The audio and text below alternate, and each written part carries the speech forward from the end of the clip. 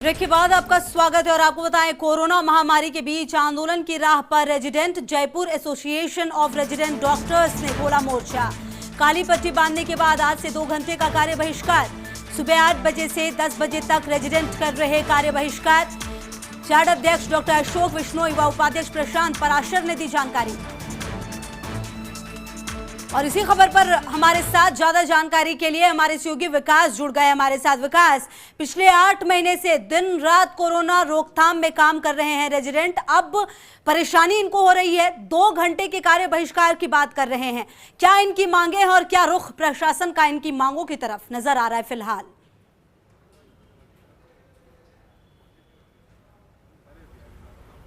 खुशबू, देखिए, ये वो रेजिडेंट है जो कि अस्पताल के अंदर बिल्कुल बैकबोन की तरह काम करते हैं और किसका कह सकते हैं पूरे अस्पताल की व्यवस्था संभालने का जिम्मा इनके ऊपर। और इनकी पिछले 8 महीने से बिल्कुल कह सकते हैं दिन रात 24 घंटे काम कर रहे हैं, लेकिन अब आंदोलन की राह पर उतरे हैं। आंदोलन की राह पर उतरे उसका कारण यही है कि जो कोरोना महामारी है उसमें ये खुद और इनके साथी लोग हैं वो संक्रमित हो रहे हैं, लेकिन इनको मूलभूत सुविधाएं हैं वो नहीं मिल पा रही है, जिसको लेकर के इनके मन में निराशा है। और इसको लेकर के 2 दिन तक काली पट्टी बांधने के बाद में आज सांकेतिक रूप से 2 घंटे का कार्य बहिष्कार जो है रेजिडेंट ने शुरू किया है।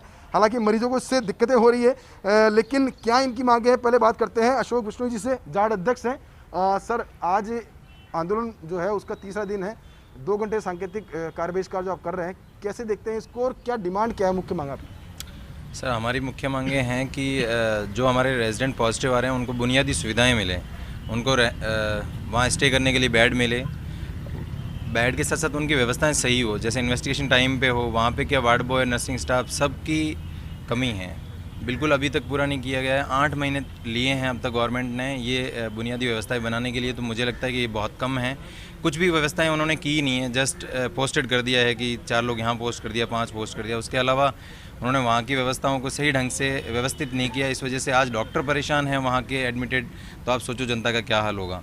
तो हम ये चाहते हैं कि यहाँ की बुनियादी व्यवस्थाएँ सुधरें और अच्छा स्वास्थ्य प्रबंधन मिले रेजिडेंट्स को और मरीजों को भी। देखिए खुशबू, हमारे साथ उपाध्यक्ष हैं प्रशांत पराशर, उनसे बात करते हैं। जो रेजिडेंट्स की मांग है उसमें महत्वपूर्ण मांग है कि कोटेज की अलग से व्यवस्था की जाए उनके लिए, उनसे बात करते हैं। सर, क्या महत्वपूर्ण मांगे हैं और सरकार से आपकी वार्ता हुई थी, क्या उसका निष्कर्ष निकला?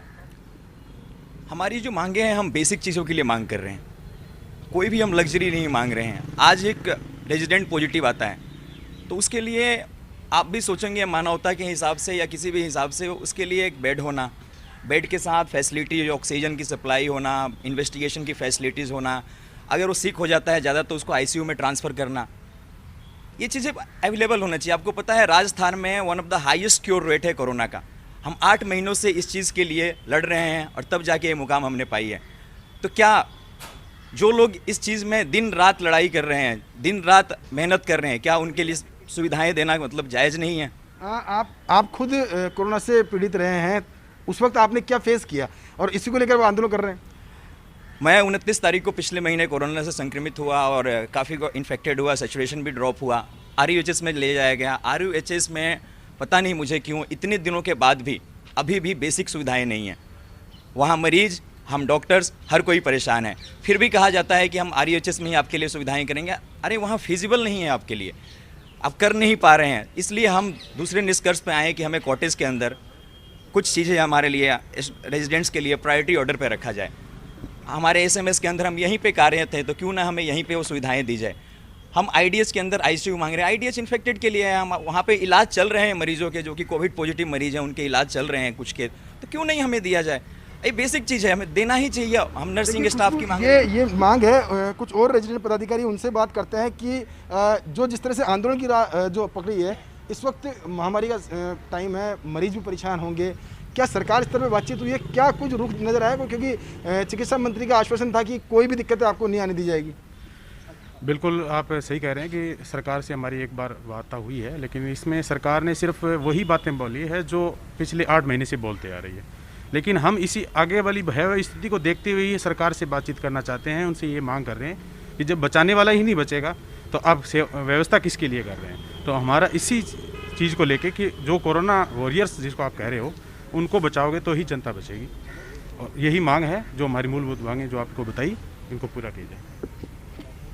बिल्कुल विकास, कहीं ना कहीं मूलभूत मांगे हैं जिसके लिए ये तमाम चीजें हो रही है और दरकार भी इसी बात की है। कहीं ना कहीं विकास, जरूरत इस बात की भी होगी कि इनकी मांगों पर विचार किया जाए, क्योंकि ये बहुत ज्यादा लड़ाई लड़ रहे हैं और कहीं ना कहीं इनकी जरूरत है प्रदेश की जनता को। बहुत बहुत शुक्रिया विकास आपका इन तमाम जानकारियों के लिए।